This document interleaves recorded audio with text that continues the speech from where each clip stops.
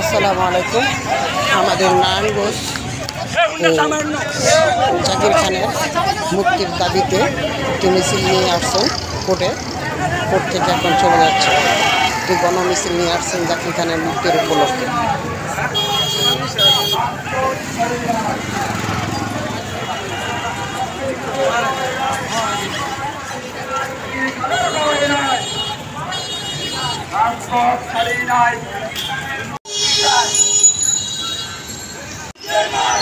নারায়ণগঞ্জের মাটি